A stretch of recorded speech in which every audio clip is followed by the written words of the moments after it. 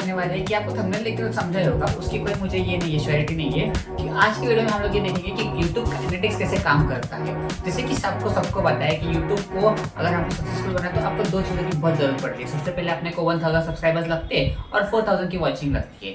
पर जैसे कि शॉर्ट क्रिएटर्स आ चुके हैं, शॉर्ट कंटेंट आ चुका है, यूट्यूब ने वो मिनिमाइज किया है 500 सब्सक्राइबर्स पे और 3000 वॉचिंग के आर पे। ठीक है, तो इस क्राइटेरिया को कंप्लीट करने के लिए हमको क्या क्या चीजें लगनी चाहिए और क्या क्या हमको स्ट्रैटेजी बनानी चाहिए उसको कंप्लीट करने के लिए, तो आज के वीडियो में हम इसके ऊपर बात करेंगे।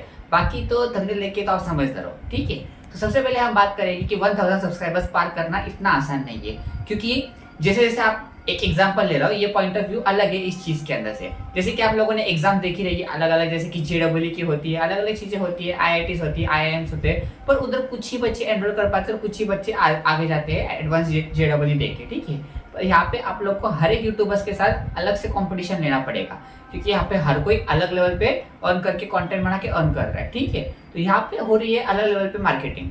तो आपको स्टार्ट कैसे करना है, 1000 सब्सक्राइबर्स कैसे कंप्लीट करने हैं, 4000 3000 की वॉचिंग कैसे लानी है, ठीक है, वॉच आवर कैसे कंप्लीट करना है, तो इसके पूरे वीडियो में आपको मैं एक क्लियर कट आइडिया दे सकता हूँ। पर आपको इसको पूरा कंसिस्टेंट रहना पड़ेगा और आपको डे बाय डे कंसिस्टेंसी आपको उसके अंदर डालनी पड़ेगी। तो सबसे पहले बात करें इस क्राइटेरिया कंप्लीट करने के लिए, सबको आपको कुछ ऐप लगेंगे, कुछ सारे चीजें लगेगी जो आपको समझनी पड़ेगी।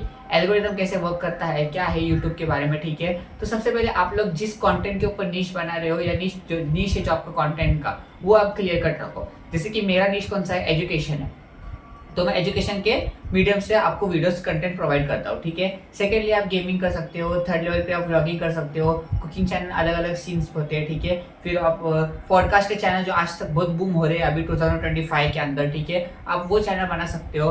क्योंकि देखो जो जैसा जैसा नीश आप सिलेक्ट करोगे वैसा वैसा नीश बढ़ेगा। टेक चैनल, एजुकेशन चैनल और फाइनेंस के चैनल के अंदर सीपीएम बहुत हाई होता है। ठीक है, अभी जो भी ये होता है क्राइटेरिया जो यूट्यूब पे करता है यूट्यूबर्स को, तो वो 1000 इसके हिसाब से चलता है कि 1000 व्यूज पे कुछ $2 या $3 देता है। पर इंडिया के अंदर ये सीपीएम कम है, पर अगर आप बाहर यूके या यूएस के अंदर देखें तो इसका सीपीएम बहुत हाई है, जो कि है $5 to $20 तक वेरी हो सकता है, 20 के ऊपर भी जाएगा। ठीक है, तो सबसे पहले हम बात करेंगे कि आपको अच्छा कंटेंट बनाना है। ठीक है, दूसरी बात आपको एल्गोरिथम को समझना है कि कंटेंट क्या देखना है, क्योंकि मार्केट सबसे पहले सैचुरेटेड है, यूट्यूब सबसे पहले सैचुरेटेड, क्योंकि बहुत कंटेंट बन चुका है, एक के ऊपर एक कंटेंट बन चुका है। कुकिंग के देखेगा तो 10 कंटेंट आपको एक ही चीज के ऊपर, एक ही रेसिपी के ऊपर मिलेंगे, तो आपको ऐसे कुछ यूनिक लाना पड़ेगा, यूनिक सेलिंग पॉइंट बोलते हैं हम। ठीक है, उसको आपको बढ़ाना पड़ेगा, उसको आपको अलग से नजरिए से देखना पड़ेगा कि पब्लिक क्या वॉच कर रही है, पब्लिक का वॉच टाइम कहाँ जा रहा है, कहाँ कुछ कंटेंट जो है यूट्यूब नहीं डाल सक रहा है, यूट्यूबर्स नहीं डाल सक रहे, आपको वहां आपको आपका पोटेंशियल लाना पड़ेगा। आपकी स्किल, पैशन और इस सब को मैच करने के बाद ही आप इसका तोड़ निकाल सकते हो। ठीक है, सबसे पहले अगर मैंने पहले भी कहा है कि अभी बता रहा हूँ। ठीक है, आपको यूट्यूब पे रहना है तो कंसिस्टेंट रहना पड़ेगा, डेली अपलोड्स डालने पड़ेंगे आप जैसे डालते हो। ठीक है, दूसरी बात आपको थंबनेल अट्रैक्टिव बनाना है। थंबनेल के ऊपर सबसे पहले आता है सीटीआर। सीटीआर का मतलब है click through rate. Click through rate कैसे बढ़ेगा कि अगर आप अट्रैक्टिव थंबनेल बनाओगे तो ही एक इंसान जो पर्सपेक्टिव से आपको देखेगा तो ही आपके पास आके वो वीडियो पे रहेगा। और वीडियो पे आने के बाद आपको हुक करना है 10 to 15 सेकेंड। ये आपको सब वीडियोस में बताएंगे, पर आपको 10 to 15 सेकेंड ऐसे हुक करना है कि वो वीडियो का रिटेंशन है वो बढ़ सके।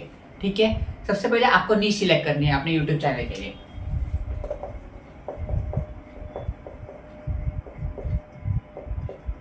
सबसे पहले आपने नीश सिलेक्ट की, एग्जांपल के तौर पे लेते हैं एजुकेशन ले लो या टेक फील्ड ले लो।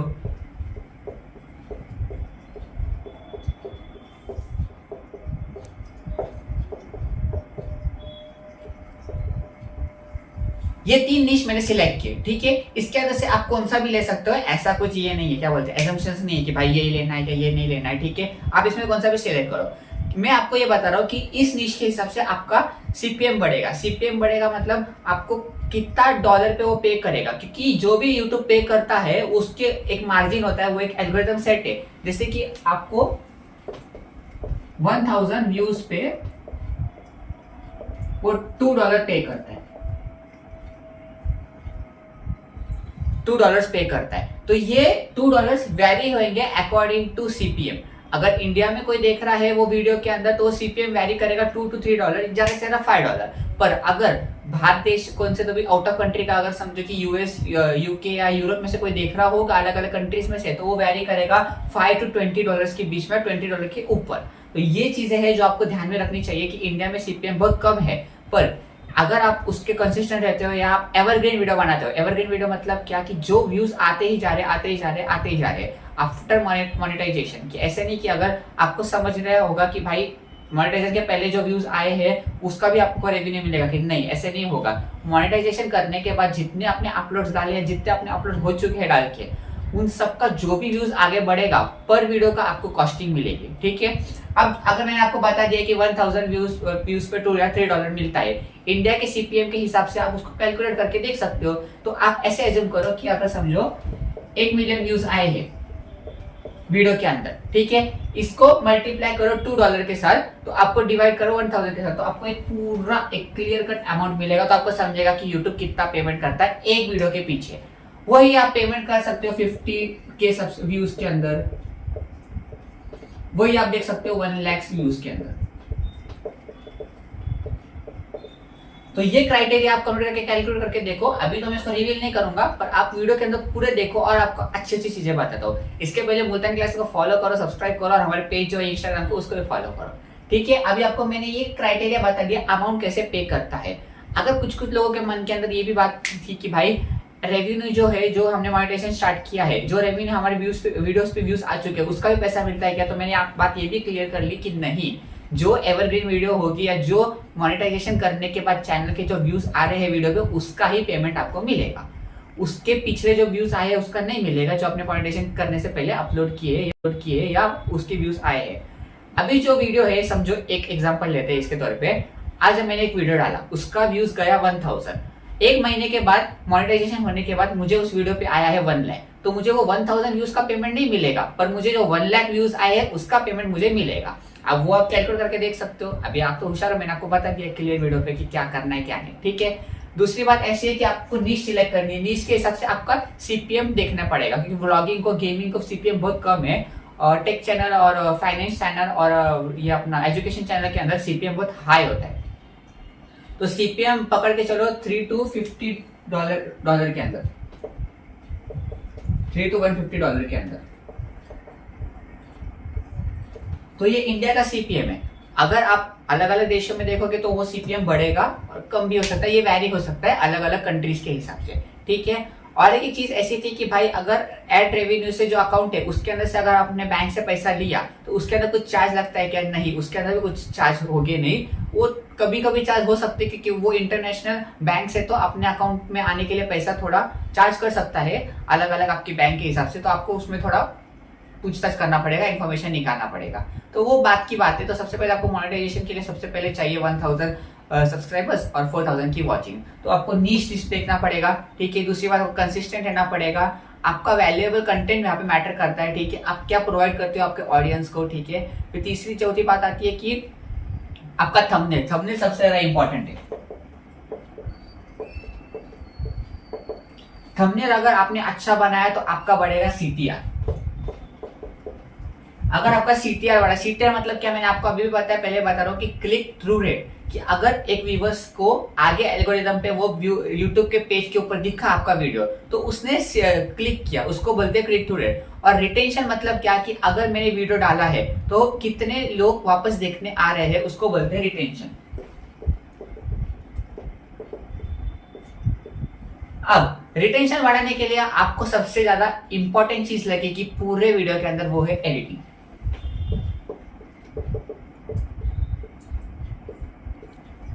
एडिटिंग एक ऐसी चीज है कि कौन से भी बोरिंग वीडियो को वो एक इंटरेस्टिंग और सुप्रीम वीडियो बना सकती है, एवरग्रीन वीडियो बना सकती है, कि वो व्यूज आएंगे ही आएंगे उसके ऊपर। ऐसे आपको वीडियो बनानी है, और ज्यादा एडिटिंग भी मत करो, क्योंकि लोग आजकल ऐसे चाहते हैं कि भाई एक इंसान रहे जो सामने आके खड़ा होकर उनसे बात करे। ऐसे नहीं कि आप पूरे इफेक्ट्स डाल रहे हो, अलग अलग चीजें कर रहे हो उसके अंदर, तो वो भी बहुत गलत चीज हो जाती है। तो आपका वहां पे सीटीआर भी गिर सकता है और रिटेंशन रेट भी गिर सकता है, और आपको सब्सक्राइबर्स भी नहीं मिलेंगे। तो आपको हर वीडियो के अंदर कंसिस्टेंट रहना है, आपको पूरा 100% देना है उस वीडियो के अंदर। तो आपको एक क्लियर कट, आप जैसे ही इस जर्नी को स्टार्ट करोगे तो आपको दिखेगा कि भाई क्या आप सारे क्या डाउन सारे। आप जब ऐसे आएंगे कि भाई कि आपको थंबनेल पे अभी समझो सीटीआर रेट कम हो रहा है, कभी कभी सब्सक्राइबर्स नहीं बढ़ रहे, तो ठीक है, आपको मेनली फोकस करना है व्यूज के ऊपर। अगर आपके व्यूज आ रहे हैं तो आपके सब्सक्राइबर्स भी आएंगे, क्योंकि व्यूज के ऊपर हमें हमेशा क्रिएटर्स को पेमेंट दी जाती है, ना कि सब्सक्राइबर्स के ऊपर। सब्सक्राइबर्स तो एक मीडियम है जो आप चैनल मोनेटाइजेशन करने के लिए रखता है, और वॉचिंग तो व्यूज के ऊपर है। 4000 वॉचिंग आप ऐसे भी कर लोगे कि अगर आप वैल्यूएबल कंटेंट बना रहे हो तो, ठीक है। आपको नीश मिला, ठीक है, आपने थंबनेल के ऊपर काम किया, एडिटिंग के ऊपर काम किया, एक अच्छी वीडियो बनाई, तभी भी आपको व्यूज नहीं आ रहे, सब्सक्राइबर्स नहीं आ रहे, तो उसका एक ऐसा रीजन रह सकता है कि आप जिस निश के अंदर हो आपकी नॉलेज कम हो या आपका एक्सपीरियंस कम हो। तो उसको और रिसर्च करो और देखो मार्केट में क्या अपडेट्स आ रहे हैं, अपडेट्स को फॉलो करो, अपडेट्स को फॉलो करो। अपडेट्स को अगर फॉलो करोगे तो आपको पता चलेगा कि भाई क्या चल रहा है इंडस्ट्री के अंदर, क्या हमें करना चाहिए। अगर आप गेमिंग थ्रू जा रहे हो, या समझो एक एग्जांपल लो कि मैं एक कोडर हूँ, अभी मैं टेक फील्ड में जा रहा हूँ, तो टेक फील्ड के अंदर गूगल के लिए कौन सी कोडिंग की लैंग्वेज लगेगी, क्या उसके अंदर एल्गोरिथम लगेंगे, डीएससी कितना लगेगा, डीएससी का अपडेट्स क्या आ रहे हैं, फिर फ्रेशर्स के लिए क्या अपडेट्स आ रहे हैं, सॉफ्टवेयर इंजीनियरिंग कहाँ जा रही है, सॉफ्टवेयर इंजीनियरिंग का जॉब्स अवेलेबल है कि नहीं। तो ये सारी चीजें आपको टेक फील्ड में और एजुकेशन फील्ड में आपको मुझे देखनी पड़ेगी। ये मेरा एजुकेशन का काम हुआ। अगर आप गेमिंग फील्ड से जा रहे हो तो नए नए गेम्स के अपडेट देखो, गेम को कैसे खेलना है, स्किल्स बढ़ाओ, ठीक है। टेक फील्ड में जो नए नए स्मार्टफोन आ रहे हैं, गैजेट्स आ रहे हैं, उसको एक्सप्लोर करो। ब्लॉगिंग के अंदर आपको कंसिस्टेंट ब्लॉगिंग डालनी पड़ेगी, आपको उस मन के अंदर वो क्या बोलते हैं, ये ह्यूमरस रहना पड़ेगा, कि आपको दिखाना पड़ेगा हर चीजें कि भाई हम कैसे प्रोटेक्ट कर रहे हैं, क्या कर रहे हैं, कैसे बना रहे हैं। तो आपको उसके अंदर भी स्किल चाहिए व्लॉगिंग करने के लिए, कैमरा हैंडल करने के लिए। तो अलग अलग चीजें जो आपको मिल सकती है। और जैसे कि अभी मेरा भी एक जॉब हुआ कि फ्रीलांसिंग हुआ, फ्रीलांसिंग के लिए भी मैं चीज देखूंगा कि भाई मार्केट में क्या चल रहा है, एडिटिंग चल रहा है, थंबनेल वीडियो डिजाइनिंग चल रहा है, या डिजाइनिंग चल रहा है, मैकेनिकल इंजीनियरिंग डिजाइनिंग चल रहा है, क्या सॉफ्टवेयर डिजाइनिंग चल रहा है। तो अलग अलग चीजें मैटर करती है यहाँ पे, और ये अपडेट चेंज होते रहते हैं। तो अगर आपको अपडेट्स चाहिए, जैसे कि टेक फील्ड के अंदर, मैं इधर सिर्फ टेक फील्ड की बात कर रहा हूँ अभी, अगर आपको अपडेट चाहिए टेक फील्ड के अंदर कि भाई ये चाहिए, ये हमको मालूम पड़ना चाहिए कि भाई क्या हो रहा है मार्केट के अंदर, क्या नहीं हो रहा है, तो आप अलग अलग क्या बोलते हैं ये फॉरम से जाके उसको फॉलो कर सकते हो, और गूगल पे भी जाके आप न्यूज पे भी चेक कर सकते हो, अलग अलग जो नए नए अपडेट्स आते हैं तो आपको वहाँ पे भी दिख ही जाएंगे, ठीक है। बाकी आपको निश सिलेक्ट हुआ, थंबनेल मालूम पड़ा, एडिटिंग बहुत इंपॉर्टेंट है। आपको की फ्रेम में लगाना आना चाहिए, अलग अलग चीजें करनी चाहिए, क्योंकि आपको की फ्रेमिंग कहाँ लगाना है, कितना लगाना है, टेक्स्ट कैसा रहना चाहिए, टेक्स्ट का फॉन्ट, ट्रांजिशन का वॉइस कहाँ, कौन सा म्यूजिक कहाँ लगाना है, क्या नहीं लगाना है। अगर हॉरर मूवी है तो वहाँ पे सस्पेंस क्रिएट करना है आपको हॉरर वीडियोस के अंदर, ठीक है। अगर आप गेमिंग खेल रहे हो, गेमिंग के अंदर आपको सस्पेंस का म्यूजिक दिखाना है, अगर विक्ट्री हो रही है तो अलग अलग म्यूजिक दिखाना है। तो अलग अलग चीजें फैक्टर्स यहाँ पे मैटर करती है कंटेंट बनाते वक्त। तो आपको इन सारों का स्टडी करना पड़ेगा, फिर ही आपको एक कंटेंट वीडियो बना के आपको आपके ऑडियंस को या व्यूवर्स को देना पड़ेगा, फिर ही आपका रिटेंशन और सब्सक्राइबर्स बढ़ेंगे। तो ये चीजें थी जो आपको देखनी पड़ेगी। और ये नॉर्मल अर्निंग्स मैंने आपको बताई है कि पर वीडियो कितना आता है, क्या आता है। तो आप इसको कैलकुलेट करके देख सकते हो कि कितने डॉलर में कितना आता है। तो डॉलर के हिसाब से आप वैरी करके इसको देख सकते हो। 1000 व्यूज पे उसने $2 दिए, तो 2 इंटू आप कैलकुलेट करके देखो, ठीक है। ये सारी चीजें हैं जो वैरी होती है। ये सीपीएम भी आप देखो ये वैरी होगा, ये कंट्री टू आप देखो ये वैरी होगा, ये country to country wise vary होगा। इंडिया के लिए अलग है, यूएसए और यूरोप अलग अलग चीजों के लिए, यूके के लिए अलग अलग सीपीएम बढ़ता है, कम भी होता है, वो ये ऊपर नीचे होता रहेगा। अगर आप अलग क्रिएटर हो तो आप फॉरेन के लिए अगर क्रिएट बना तो बहुत अच्छी बात है। इंडिया में रह के आप अगर फॉरेन के लिए कंटेंट बना रहे हो तो अलग सीपीएम जाएगा। इंडिया अगर देख रहा है तो वो अलग सीपीएम जाएगा, तो वो अमाउंट में भी वेरिएशन होता है, ठीक है। फिर टैक्स रिडक्शन, जीएसटी वगैरह, तो सारी चीजें बीच में आ जाती है। और टैक्स का आपको पता है कि जीएसटी का आपको पता है, जीएसटी टैक्स का कैसा है कि अगर आपकी अर्निंग्स 20 लाख से पर ईयर के ऊपर जा रही है तो आपको कुछ तो 30-50% वो 13-15% आपको वो टैक्स लगेगा। जैसे जैसे अमाउंट बढ़ेगी वैसे वैसा टैक्स बढ़ेगा, ठीक है। तो आपको उस हिसाब से वो देखना पड़ेगा कि आपका टैक्स कैसे, क्या जीएसटी कैसे काम कर रहा है, ठीक है।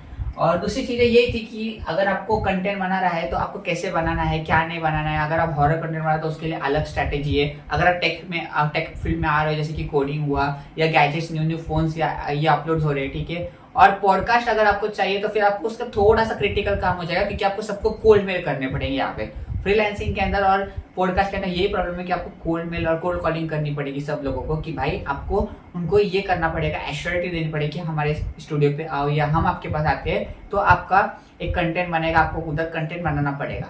हर कोई तो इधर ये नहीं होगा, क्या बोलते हैं, एग्री नहीं होगा, आपको किधर मेहनत करनी पड़ेगी, कुछ कुछ आपको रिजेक्शन भी यहाँ पे देखने मिलेंगे। पर अगर आप एजुकेशन फील्ड जाते हो, गेमिंग फील्ड जाते हो, तो वहाँ पे एजुकेशन फील्ड में तो सीपीएम ज़्यादा है, पर अगर आप गेमिंग फील्ड में जाते हो तो सीपीएम बहुत कम है, व्लॉगिंग केस में भी सीपीएम बहुत कम है। तो आप ऐसी नहीं सिलेक्ट करो कि जहाँ पे सीपीएम ज़्यादा हो क्या हो, ठीक है। और अगर आपको पूरे एनालिटिक्स चेक करने हैं, जैसे कि मैं अपने वीडियोस के लिए चेक करता हूँ, तो एक स्टूडियो तो है अपना यूट्यूब वाईटी स्टूडियो, एक हमारा होता है वाईटी स्टूडियो। सेकेंड ऐप में जो यूज करता हूँ वो है vidIQ, ठीक है। थंबनेल बनाने के लिए ऑब्वियसली बहुत लोग कैनवा यूज करते हैं, तो कैनवा इज बेटर। कैनवा हुआ, vidIQ हुआ, वाईटी स्टूडियो हुआ। हाँ, एक और चीज होती है कि आप ये वीडियो एडिटर कौन सा यूज कर रहे हो, ठीक है। अगर आप अलग अलग फील्ड से हो, अगर आपको कौन सा वीडियो एडिटर जो आपके हाथ में बैठा है आप वो यूज कर सकते हो, जैसे कि एक कैपकट हुआ, VN हुआ,